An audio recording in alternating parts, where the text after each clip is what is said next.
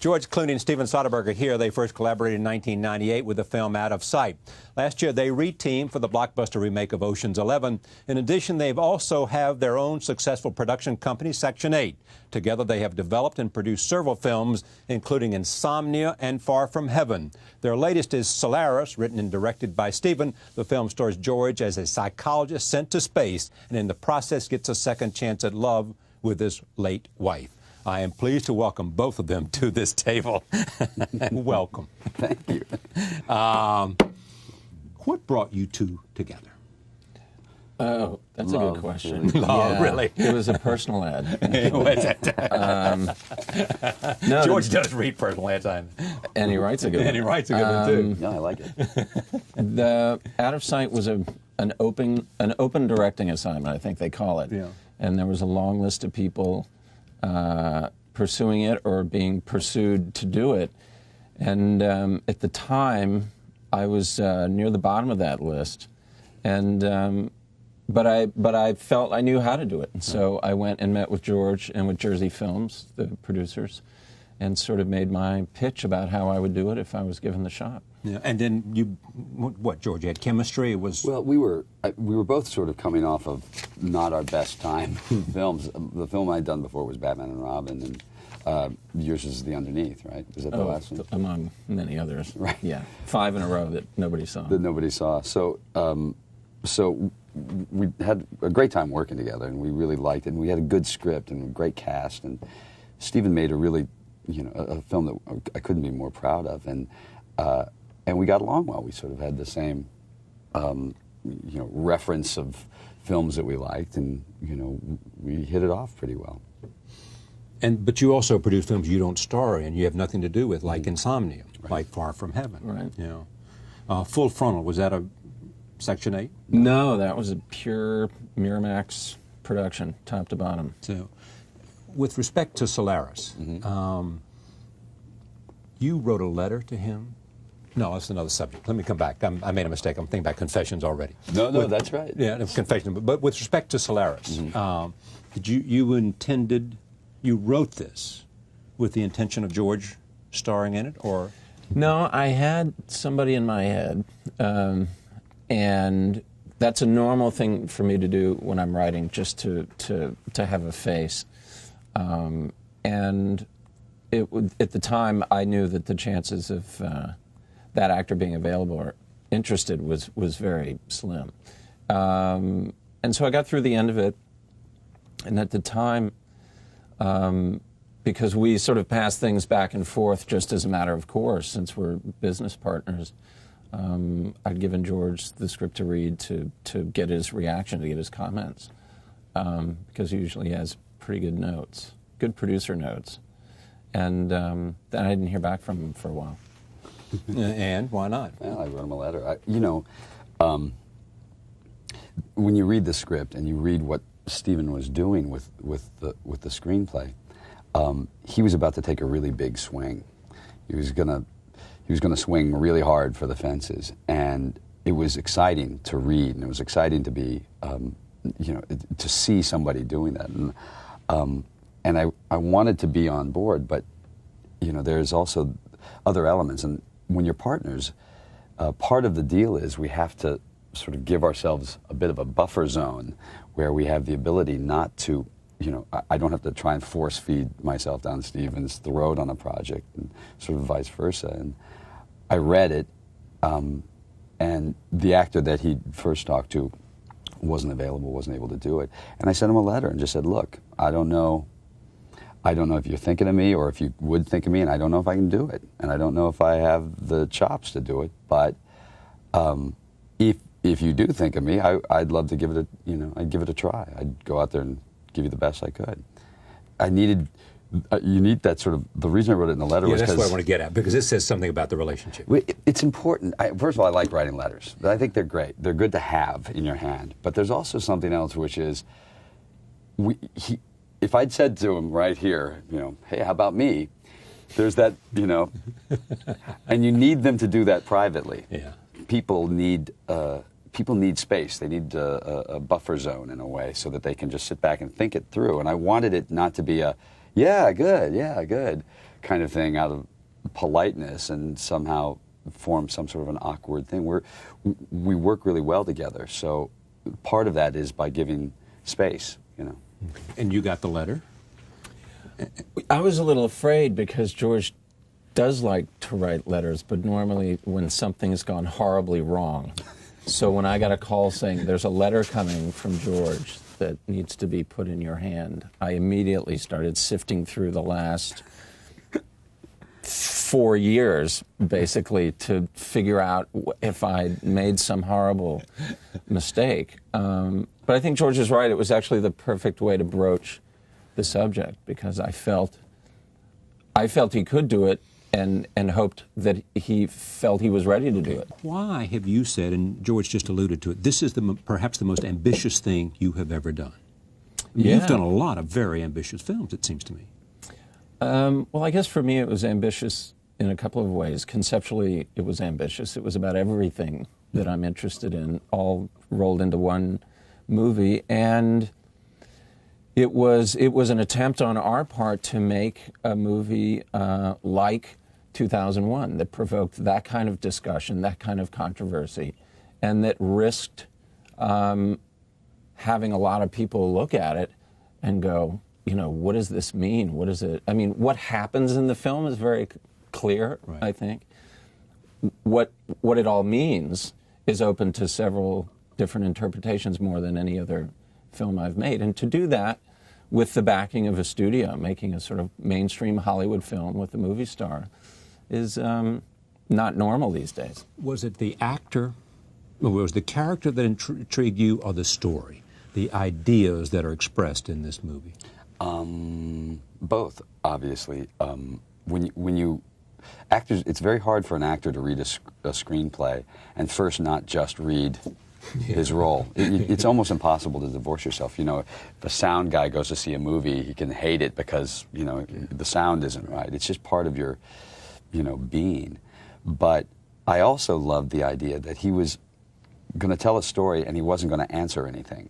He was going to literally and purposefully, without saying, without it being an accident, leave the questions all out for everyone to sit in the theater afterwards and go out to dinner afterwards and talk about. That's a really, that's out there, and that's scary. It's scary for a director because obviously it leaves you, Stephen, open for shots, because people will go, well, I don't understand it, so I dismiss it. It's about what? You have said it's about, and I mentioned here in the script, you know, it is about the idea, it's a love story. It's about a romance. It's about the idea, if you could do it again, would you make the same mistakes? That's the initial pull into the film, what gets you into the heart of the movie. And then what it becomes about, I think, by the end, is surrendering to the unknown. And that can be, you know, a metaphor for whatever you want. It can be for what we're doing here. It can be for falling in love. It can be for any of those things. And that's really, the whole movie funnels to a point where George's character has to make a decision, a very crucial decision. And, you know, let's just say that he chooses, I think, at a key moment to surrender to the unknown and not make a decision that he would have made at the beginning of the film, where he's an extremely rational, sort of scientifically based thinker. But it's also, which is interesting, it's also based in a love story, which is another tricky piece to this. Is it's a really beautiful sort of timeless love story about loss and grief and sort of that desperate need to get back what you lost, or what you think you lost, because of course your memory makes it better than it was and romanticizes it. But mostly it's about, there is a timeless love story to this, at least in his mind, and that's important to him. And that's sort of what I kept trying to wrap my head around when we were doing it, was that as much of this deals with grief and loss, it also deals with this incredible love story. I mean, the line in the film that I think describes the film best is when Ulrich says, "There's no answers, just choices," because that seemed to be kind of clear with the film. Tell me about your character, who he is, and his wife, who commits suicide, and he's in grief over that. And it's all those, you know, I'm a shrink. I'm a character. My character's name is Chris Kelvin, and he's a shrink. It's in the future, not too far in the future, so that it's all, you know, hardware and things, but it's in the future, and we pick it up with me dealing with a few years earlier the suicide of my wife, and all of the bad things that could happen. We had a fight just before you come home, you find her. All of those elements that that make it even more difficult and provide guilt and all that. And then it's said that she committed suicide because of an abortion. Yeah, exactly. But you didn't know about it. Which I didn't. I didn't know she was pregnant. Right. You know, and it's about sort of coming to terms with that kind of grief. And he was a character that from the very beginning, when I read it, I thought, man, I've never been given an opportunity to play that kind of a role, because there aren't places for actors to hide in. You know, we all have really good spots. You know, there'll be a joke, or there's some action, or there's something, there's a charm, there's whatever you get to use to sort of protect yourself, insulate yourself in a scene. And there weren't any of those in this. This was just, you know, you'd have to just sit in the room and Stephen would go, okay, you know, last 30 seconds of your life. And you'd have to just go, and you couldn't protect. So that was scary to me, but it was also, if you're going to do it, you know, do it with Stephen. Do it. Yeah. All right, roll tape. Here's our first clip. Take a look. Yeah.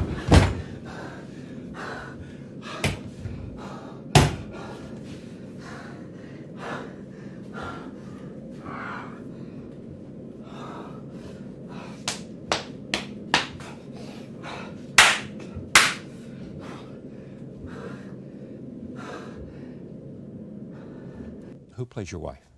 Natascha McElhone. She's fantastic. She's a good actress. Yeah. Really smart actress. You chose her because that's a pretty good way to start. Yeah, she was somebody I had in mind as well. When I was writing, I'd seen her debut film, which was Surviving Picasso, a James Ivory film, and just made a mental note. Great, smart, sexy, grown-up. And, you know, when I finished the script, literally called her representatives and said, bring her over, I want to put her in a room with George. Yeah. And it worked. You do everything. You wrote the script, you direct it, you shoot it, you edit it. You do all those things. You don't get credit for the back half. On this one, yeah. On this one. Part of that was, this is going to be the last film I make for a while. You can go away for a while? I'm very ill. No, I need a break. Sick of films? Is that what it is? Yeah, really. You need a break because you've been working too hard. Yeah, we've made Ocean's 11, Full Frontal. We've made 7 back-to-back, starting with Out of Sight. So I'm beat. Need a break. Yeah. Well, I mean, Traffic. I mean, you were nominated for 2 Academy Awards last time out, as I remember. Yeah. That was, it seems like 10 years ago. Yeah. Does that create a level of expectation for you that just makes it even more difficult? I don't think so. I mean, I really try to block all that out and just go to work. And if people have liked what you've done in the past and sort of raise the bar a little bit every time you make a movie, then, you know, there are worse problems to have. So I don't... Yeah. Before we leave that subject, this is about the partnership. You guys are trying to find some balance, I assume. I mean, Ocean's 11 is... You can knock that out of the park. Well, it's designed to do what it did. Yeah. Are you trying to balance this so that you can do those kinds of films, which you enjoy doing, which do well, which reach a certain audience, and at the same time do things that are more creative, more experimental, more for both of you? Well, they'll let you do them then if you do an Ocean's 11. And the truth is, I'm really proud of Ocean's 11. I don't feel like that's a bad I'm not film. putting it down either. My point was it reached a different audience. So the idea is, if you're going to do those kind of genre films like that, at least those are the kind, if they're successful, that you can still be proud of and go, I really like entertainment. You know, I like The Sting. You know, I like films that are, you know, that fit into that. And in the same world, we want to try to be able to, we're trying to, you know, it's not just for it's for ourselves, I suppose, just trying to raise the bar and just keep doing things. We want to push it. Yeah. It's fun, and you know, we want to try and get. And what's amazing, this is a very brave film for Fox to do. It's very brave. This is not a studio film. It's brave because it's not an automatic audience getter. No, it's not, and it's and it'll alienate some audience members. That's okay, because this is the kind of film that 10 years from now, all the people who were involved will also still be bragging about their involvement. Alienate them because of what? Well, because if you go to movies and you want everything told to you, you want to go to a movie and just have a bunch of stuff told to you, exactly. then you're going to find the sort of rhythms and the aesthetic of this movie very unusual, because it's just showing you things, and it's not editorializing about them, it's not trying to spin them, it's not trying to sort of, you know, reach down your throat and pull the emotions out of you, even though it is a very emotional movie. And so I think for a lot of people who are used to sort of having everything done for them, it's just going to be different. Okay, let me make this point too, and you help me understand the difference in terms of previous films. The previous film did not have flashbacks to when they were alive. No, there were a few scenes interspersed that took place on Earth, but the relationship as it existed on Earth before was not explored. And why do you do it here? Well, because, as we were saying, when you talk about the issue of a second chance, are you sort of predetermined to follow the same trajectory again, given similar circumstances? It seemed to me you needed to show the relationship on Earth so that you felt this undertow that was beginning to tug at them. So the hardest thing for you to get done here in making Solaris is what? For me? Yeah. I think finding a way to have the film be emotionally clear and direct. That's what I think is going to be interesting about how people respond to the film, because I think actually there will be a tendency on the part of some to overthink it when in point of fact the film in emotional terms is extremely simple and extremely straightforward. And so for me to find this sort of if you imagine like a musical staff, you know, to find a way to interweave all the questions and the plot and the emotions so that people came away saying, well, I felt something. You know, I was very, very connected to the characters, and yet these things that are open-ended seem to support that and not irritate me. Like the unknowing of the future, like life after death. Sure, that's a big question in this one. What's the central dilemma for this character? Well, the central dilemma is that he's completely lost. He's lost his will to live. Ultimately, he's lost anything that interests him, because some of it is guilt, but a good deal of it is just plain loss and grief, and that it's not something that's fixable in a couple of scenes. You know, it's not. It's people who've been married and lost someone and have to go to parties and try to reconstruct their life, and it doesn't work yet. It doesn't fit into those things, and you can't just sort of jam it in and make it work. It doesn't fit, and so you're always just off. Everything's just out. You know, the early phone conversations I'm having, you just get this sense that you're doing everything right, playing by all of the rules, but it doesn't fit, it doesn't work. What does your life experience tell you about the answer to the question, if we had it to do over, we'd make the same mistakes? Well, it seems to be, it's a good question. You know, I'm trying to be careful to answer it, because I don't want to sort of lead other people in certain directions. But, I mean, I have my own sort of beliefs about all of it, about God even, about all the questions that sort of take place. I also think, you know, there is the possibility that we'll do with all the same information, with all of the information in front of us, we might just do the same thing again.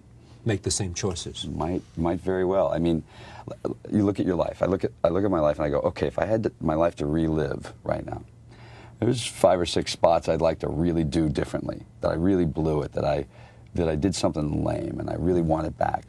But I'm at the best place I've ever been in my life, creatively, personally. My life, you know, it couldn't be better.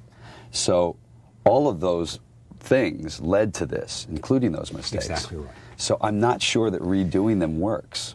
and would help. I don't know. I might end up somewhere completely different. Do you agree with that, Stephen? I certainly do. Absolutely. You know. I mean, here you are, as hot as a director can be. I feel in your professional life. Oh, come on. We got the uniform. I know. Black sweater, white shirt. Black sweater, white. Yeah. I didn't get that No, note. but I mean, it is true for you too, isn't it? Look, I own the mistakes. I own the, you know, the good times. It's all part of, you know, if everything goes like this all the time, it's But you're boring. taking time off because you're just tired? I'm tired. Just that, fatigue. It's not because you want to re-examine something, not because you want to rethink something. It's not, or maybe it is. Why? What have you heard? I know. I turned 40 in January. So. You did? Yeah. Well, But you can help him with that. I mean, you've turned 40. I'll let me know what it's like. I can't wait to turn 40 myself. You're how old? 41. That's what I thought. Yeah. So was it a big deal for you? No, it's We had okay. a nice party. It was You had a good nice party? No, look, I'm in the luckiest group for the profession that I've chosen. You know, I'm at 40. There's more work than ever for me. So work-wise, health-wise, I've never felt better. So everything was going pretty well. Now, having said that, I'll break my leg stepping out here. Well, or you'll think about all the roles and what difference. I mean, it would have taken you on a different route. It may have been that the route you might have taken, if you'd taken different roles or one other roles, might have made a different kind of career. But you can't imagine it would be any better, no matter what it might have been. Well, Yes? you always imagine things could be better because it never feels right. You never feel complete. You never think you did it completely right. But on the other hand, I'm in the position now where we get to make movies we want to make, and we get to do them. We get to use sort of whatever power we have to try to do the right kind of films right now. And I couldn't think of a better place to be. Talk about Confessions, which you and I are going to talk about at another time when it's made, but it's coming out of Segment 8, right? Mm-hmm. Yeah, Section 8. Section 8, I mean. Segment 8, I like better. What corporate name will be changed tomorrow. Exactly. You wanted to direct.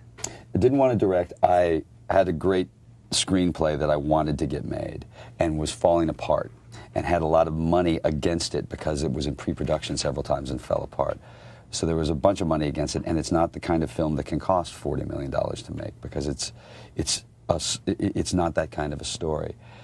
So I thought I might be able to get it made if I sort of picked it up and carried it over the finish line, and that meant by going in and saying, all right, I'm doing this for nothing. Everybody else who comes in has to do the same.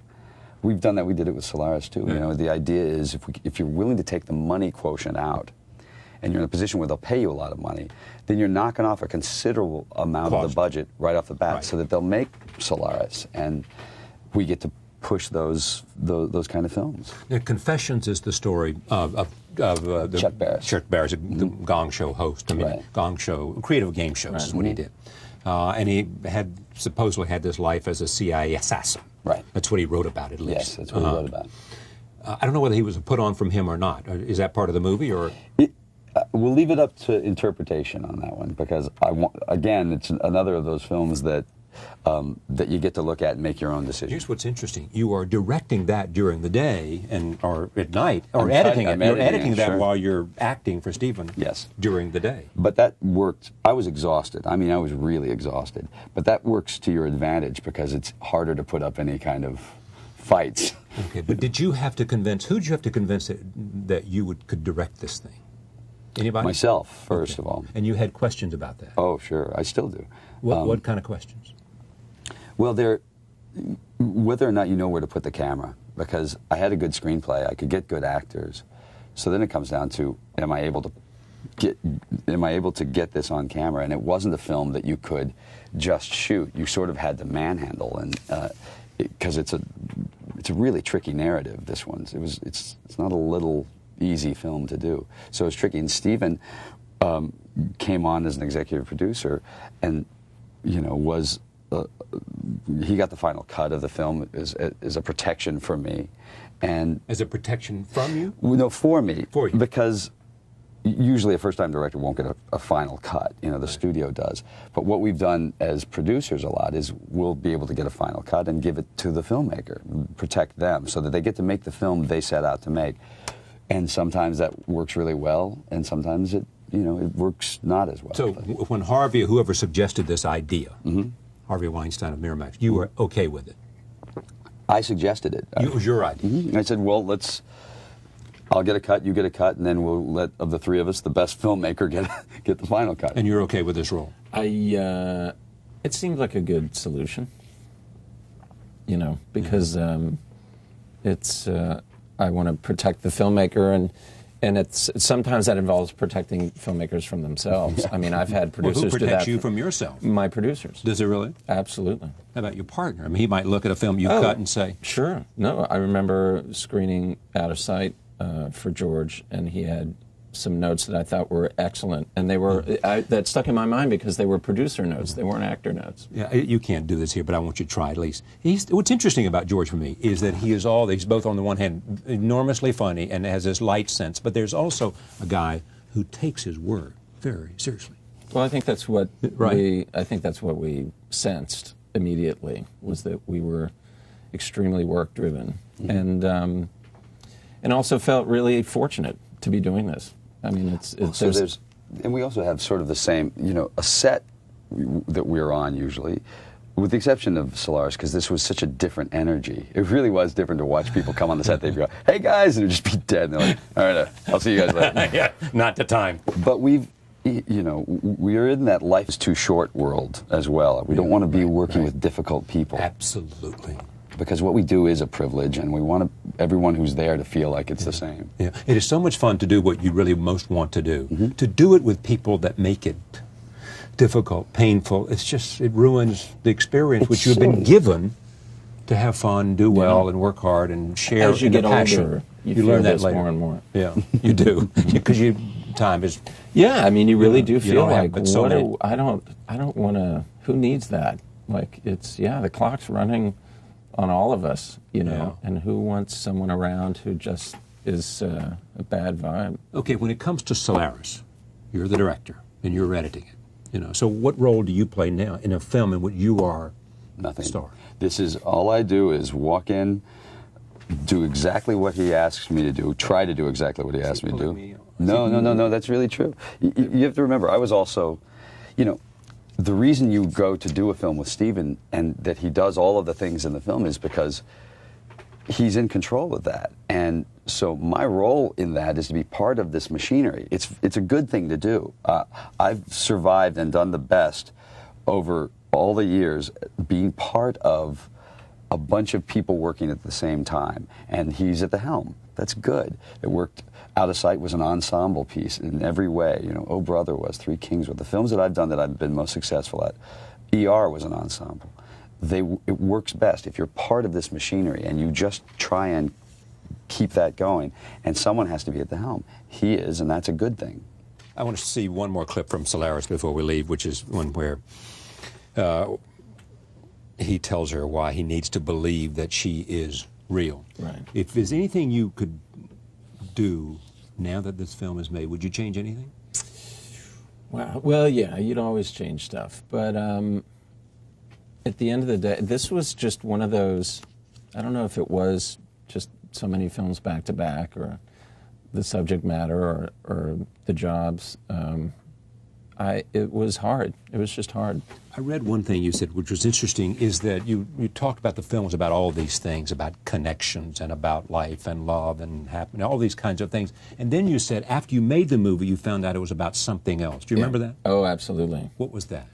This one? Yeah. I don't know Solaris. yet. I don't know yet. You know. Because we just finished it, literally. And it was such, I purposefully kind of block out those issues, those questions, and go completely on instinct. I mean, this all happened very casually. The whole thing started because of a conversation that I had with someone at Fox who said, "Hey, have you ever been interested in science fiction?" I said, "Well, if it was something like Solaris." And that's how this started. If it was something like Solaris, Right. because you'd seen the movie? Yep, and read the book. And read the book, both, before you even got involved in the project. Yeah. So that's pure chance that somebody said that. But you're using science fiction here simply to tell a story. Yeah, I mean, what's great about science fiction is it can be this sort of launching pad for larger ideas, and this was certainly that. All right, roll tape. Here's that clip. So even if you remember something wrong, I am predetermined to carry it out. I'm suicidal because that's how you remember me. I don't believe that we're predetermined to relive our past. I think that we can choose to do it differently. The day I left and you said that you wouldn't make it, I didn't hear you because I was angry. This is my chance.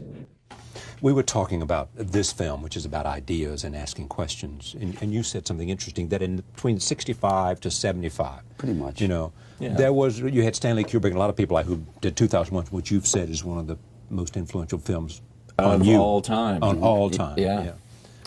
Mike Nichols, you've got Mike. Sidney Lumet, you've got, And this, all the guys. And what seemed to be at play there was, you said, guys that are asking, and women who are in the film business asking questions. People asking questions and not supplying all the answers. And you watch films like, Ashby films, watch, Harold and Maude. I mean, just, it's amazing to think that studios actually made those films.